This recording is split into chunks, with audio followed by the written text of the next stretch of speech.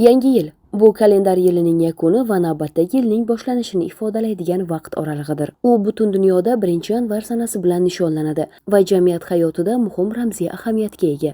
Yangi yil insonlar uchun o'tgan davrni tahlil qilish, erishilgan natijalarni baholash hamda kelajak uchun yangi reja va maqsadlar belgilash imkonini beradi. Yangi yil arafasida davlat va jamoat tashkilotlari, ta'lim muassasalari hamda oilalarda yil davomida amalga oshirilgan ishlar sarhisob qilinadi. Shuningdek, ijtimoiy, iqtisodiy va ma'naviy sohalarda kelgusi yil uchun ustuvor vazifalar belgilanadi. Bu davr mas'uliyatni oshirish, tartib-intizomni mustahkamlash va jamiyatda ijobiy muhitni shakllantirishga xizmat qiladi. Ayniqsa bu yil Surxondaryo viloyatining asosiy bayram karnavallari o'tkazilishi belgilangan, yangitdan bunyod etilgan Yangi O'zbekiston massivi o'zining jozibadorligi bilan bayramga o'zgacha fayz bag'ishlab turibdi. Mamlakatimiz osoyishta, xalqimiz esa o'z hayotidan mamnun. Bunday betakror yurtga esa faqat bayramlar, shodiyonalar yarashadi. So'zimiz isbotini esa aholimiz yuzidagi kulgularda ko'rishimiz mumkin. Rang-barang chiroqlar ila bezatilgan maydonda o'rnatilgan archa bayramga o'zgacha fayz bag'ishlab turibdi. Qorbobo va Qorqiz qolaversa, turli xil ertak qahramonlari bayramga tashrif buyurgan aholi, ayniqsa bolajonlarga bir olam quvonch baxsh etmoqda. Qiziriq tumanidan keldik. Mana bu yer juda ham chiroyli. Madaniy hordiq chiqarish uchun juda ham go'zal narsalar qilingan ekan. Oilaviy keldik, nevaralarim, bola, kelinlarim, nevaralarim keldik. Juda ham mazza qilyapmiz. Davlatimizga, prezidentimizga katta rahmat. Mana shunaqa go'zal, chiroyli hordiq chiqarayotgan joylarni qilib qo'ygani uchun juda ham katta rahmat. Biz juda ham xursandmiz. Mana shu yerda bizni xavfsizligimizni ta'minlayotgan ichki ishlar organlari katta rahmat. Sog' bo'linglar. Yangi yillarda ham yana ko'rishib yuraylik. Davlatimiz hamisha boyaversin. 2026-yil hammamizning oilamizga qutbi baraka olib kelsin. Mana bayram, yangi yil. Hammalarni tabriklayman avvalambor. O'zbekiston elimiz, yurtimiz tinch bo'lsin, musaffo osmonimiz keng bo'lsin. Hamisha bolalarimizga, nevaralarimizga tinchlik, xotirjamligi bo'lsin. Hamisha sog' salomat bo'lib, mana shunday yangi yil, yangi kunlar hamisha bardavom bo'laversin. Sizlarga ham ishlaringizga omad tilayman. Bayram kayfiyati qanaqa? Bayram kayfiyati juda ham zo'r. Mana Xudoga shukr, oilaviy hammamiz bilan aylanib yuribmiz, qaynukalarim, nevaralarim bilan. Mana shuni tashkillashtirgan avvalam hammaga rahmat.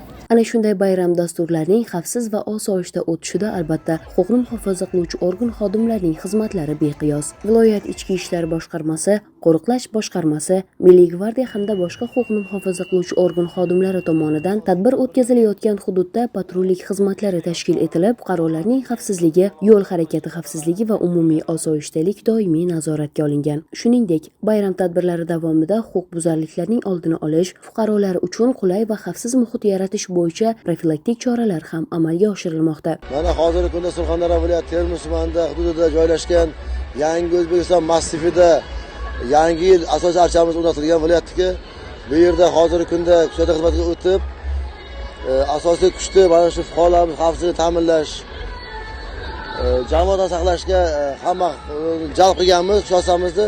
Hozirgi kunda fuqarolarimiz ta'tilga chiqqan yosh bolajonlar bilan birgalikda ota-onalar kelyapti. Ularning biz namunali jamoat saqlab, ularning dam olishiga, xorij chiqarishiga zaminat bermoqdamiz.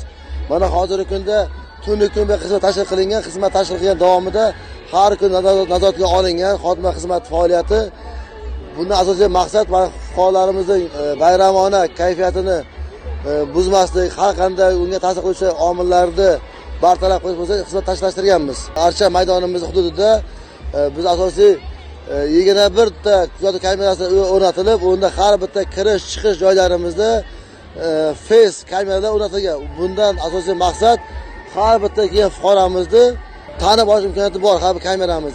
Bundan tashqari 3 ta nujda ayol xodimalarimiz va o'zimizning ichki ishlar va hamkor tashkilot xodimlarimiz hamkorlikda xizmat tashkillashtirmoqdamiz.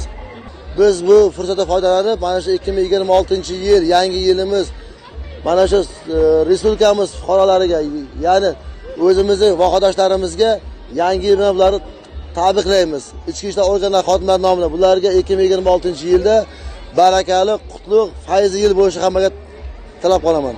Xulosa qilib aytganda, bu kabi bayramlarning respublikamiz bo'ylab keng miqyosda nishonlanishi xalqimizning birligi va hamjihatligi va eng avvalo tinchlik, barqarorlikning yorqin ifodasi desak adashmagan bo'lamiz. Yangi yil barchamiz uchun yangi marralar tomon dadil qadamlar yili bo'lib kelsin.